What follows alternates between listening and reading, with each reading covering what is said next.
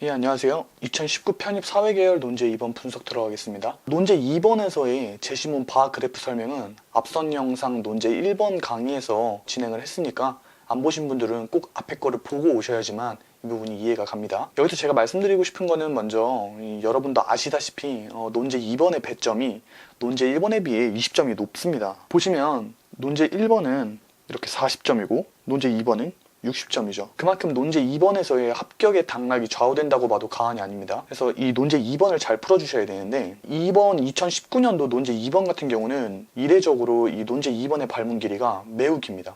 그래서 이게 보시면 처음부터 이제 학생분들이 좀 겁을 먹을 수 있는 발문 길이죠. 그래서 보통 이 발문 길이가 긴 학교들이 이 수시 논술에서는 대표적으로 이제 한양대와 광운대, 그다음에 동국대 등이 있는데 경희대의 경우는 발문의 길이가 짧은 편인데도 기존의 문제 유형과는 다른 방식이어서 학생분들이 이 당시에 이제 조금은 당황하고는 이제 좀 했죠.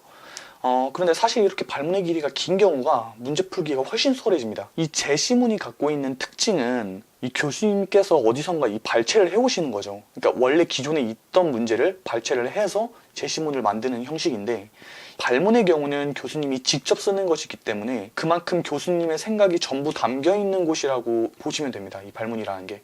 그래서 저는 이제 발문 분석 방법론이 매우 중요한 것이라고 보고 이 발문을 어떻게 분석하느냐가 사실 이제 제가 따로 이제 강의 영상을 만들어야 할 정도로 이제 긴 분량입니다. 그래서 여기서는 조금 간단히만 말씀을 드리려고 합니다. 이제 우선 이렇게 발문의 길이가 긴 문제를 단순히 이 논제 2번 하나의 문제라고 보시면 절대 안 됩니다. 논제 2번이라고 쓰여져 있지만 사실상 우리는 이 논제 2-1, 2-2, 2-3 뭐 이런 식으로 논제 2번이긴 하지만 사실상 실질적으로 그 안에 문제는 실질적으로 문제가 3개다.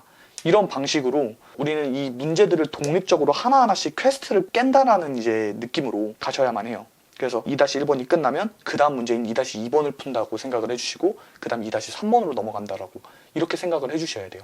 그래서 단순히 논제 2번을 하나의 문제로만 치부를 해버리면 문단을 얼마나 구성을 해야 될지 어떤 식으로 문제를 구성을 해야 될지 이 2-1번과 2-2번, 2-3번의 문제들의 유형에 따라서 우리가 요구사항에 맞춰서 글을 써주시는 것이 너무 중요합니다. 그러면 문제를 우리가 실질적으로 구분하는 이 기준이 있을 거 아니에요. 그래서 그 기준이 무엇인지를 좀 말씀을 드리고 싶은데 그게 바로 요구사항 찾기예요.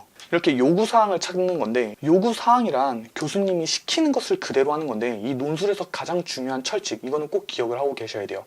논술에서 가장 중요한 철칙 중 하나가 제발 시키면 시키는 것만 하는 겁니다. 다른 것은 하시면 안 돼요. 이 대부분 학생들이 본인들은 이제 시험을 다 치고 나서 이제 나 굉장히 이제 잘 풀었다. 나 이번에는 좀 합격할 것 같다. 이렇게 생각을 하는데 이제 보통 예비도 못 받고 떨어지는 경우가 허다하게 많죠. 이제 그런 경우가 대부분은 왜 그러냐면 요구 사항대로 글을 못 썼기 때문이에요.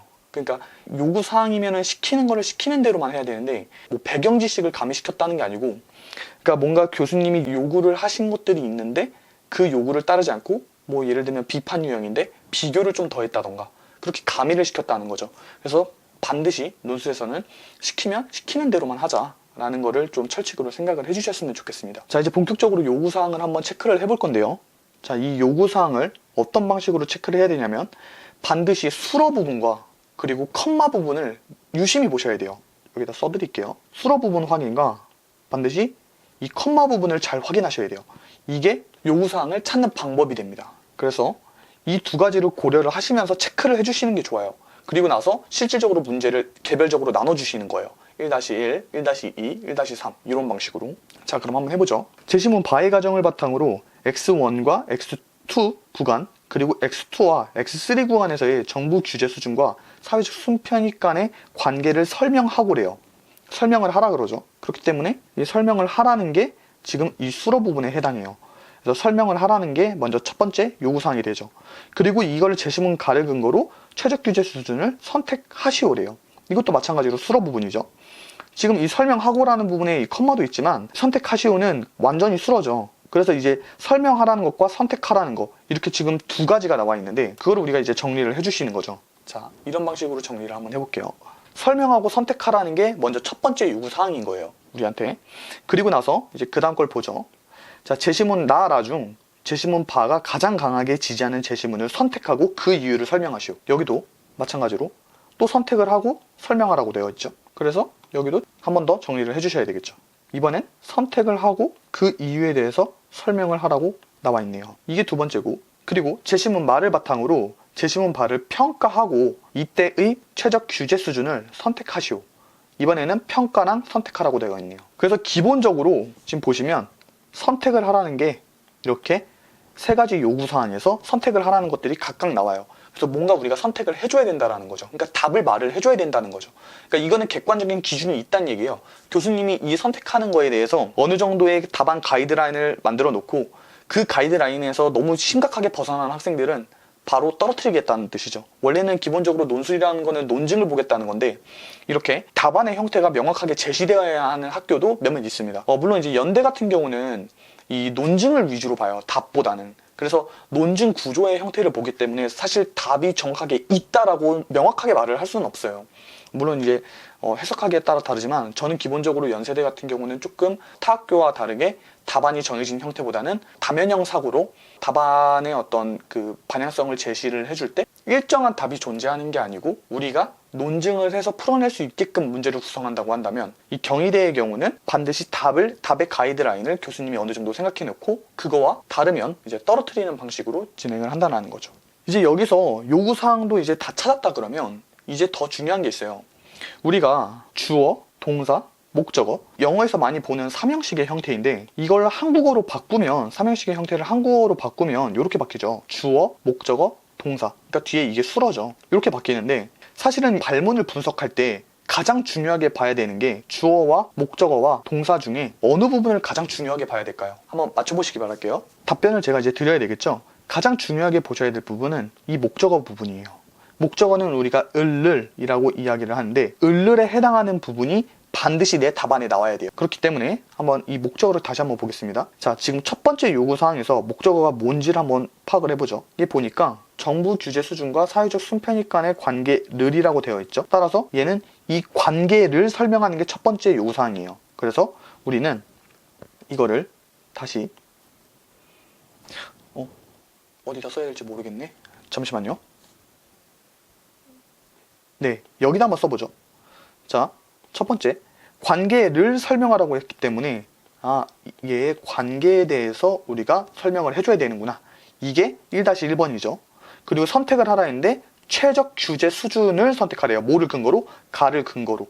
그래서 최적 규제 수준, 이거를 선택하라고 하는 거니까 이 규제 수준인 이 X축에 있는 규제 수준 X1, X2, X3 중에 하나를 선택을 하라는 거예요.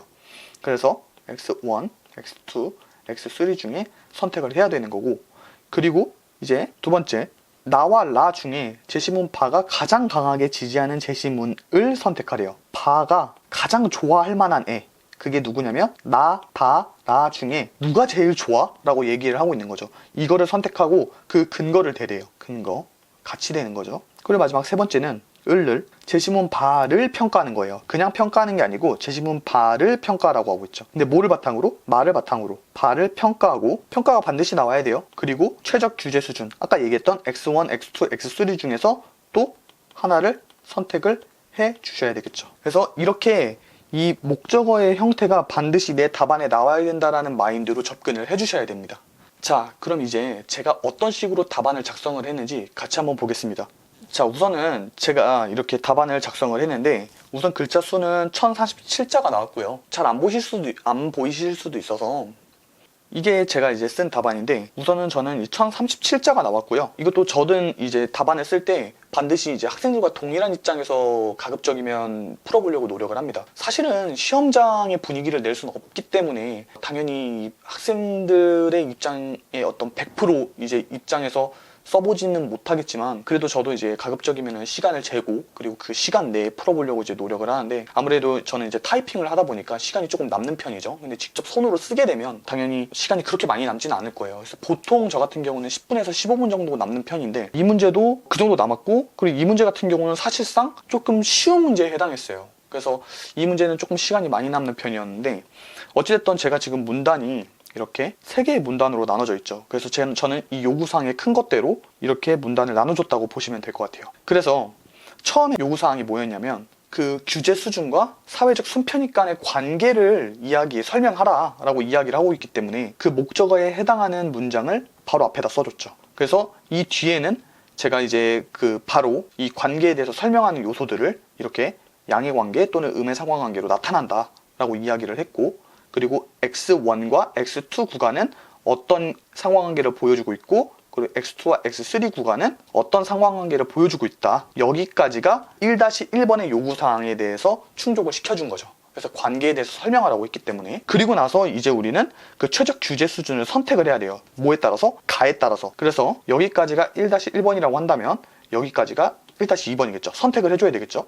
그래서 가의 공리주의에 따라 보면 x2가 최적의 규제 수준이다 라고 해서 답을 먼저 써줬어요. 앞에다가 답을 먼저 써줬고, 그리고 왜 그런지 이 뒤에다가 간단하게 근거를 제시를 했죠. 이 부분은 학생들이 논증하는 방법들이 다 제각기 다르기 때문에 우선 형식만 좀 중요하게 보시면 될 것 같아요. 내용적인 측면은 뭐 저도 100% 제가 뭐 이렇게 썼다고 100% 저는 합격할 겁니다 이렇게 자신은 안 해요. 물론 조금 자신하긴 하는데, 근데 어찌됐던 100% 그 논증이 1등 할 만큼의 논증은 아닐 거예요. 뭐 학생분들 중에서도 굉장히 잘 쓰시는 분도 있고 강사분들 중에서도 굉장히 잘 쓰시는 분도 있기 때문에 가급적이면 형식적인 측면을 좀 위주로 봐주셨으면 좋겠습니다. 그리고 두 번째 요구사항은 바가 가장 강하게 지지하는 제시문을 먼저 선택하라고 했죠. 그래서 선택하는 거를 먼저 해줘야죠. 바가 가장 지지하는 제시문은 다라고 제가 먼저 얘기를 해줬어요. 답변을 먼저 얘기를 해줬죠. 선택하라고 했으니까. 그리고 나서 그 이유를 설명하라고 했기 때문에 그 밑에 이유를 쭉 이야기를 해주고 있어요. 그래서 결국에는 양괄식이에요. 여기서 앞에서 두 괄식으로 답변을 해주고, 그리고 미괄식으로 한 번 더 뭐뭐 하기 때문에 다를 강하게 지지할 것이다 이렇게 이야기를 하고 있죠. 그리고 이제 마지막으로 세 번째 요구사항은 마를 바탕으로 제시문 바를 평가라고 했죠. 그러니까 마에 대해서 먼저 간단하게 요약을 해줬죠. 요약을 해줬고, 그리고 이를 통해 인간의 존엄성과 도덕적 이유에 의해 마는 개입 자체에 대해 부정적일 것이라는 점을 알 수 있다. 이를 바탕으로 볼 때 라고 하면서 이제 우려할 것이다 이런 식으로 평가를 해주고 있고, 그리고 그에 따라서 최적 규제 수준을 선택을 하고 있죠. 그래서 이런 방식으로 글을 작성을 해서 형식적인 측면에 가급적이면 맞추는 방향으로 가면 합격권에 가깝게 글을 쓰실 수 있을 겁니다. 그래서 이 답안 같은 경우는 필요하신 분에 한해서 좀 가급적이면 제공을 해드리려고 하고 있고요.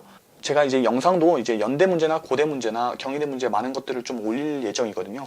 그래서 이제 구독과 이제 좋아요를 좀 눌러주시면 이 영상이 업로드 될 때마다 강의 영상을 이제 무료로 좀 보실 수가 있을 거예요. 그래서 가급적이면 좋은 영상들로 이제 많이 찾아뵐 거니까 좋아요와 구독 좀 눌러주셨으면 감사하겠습니다.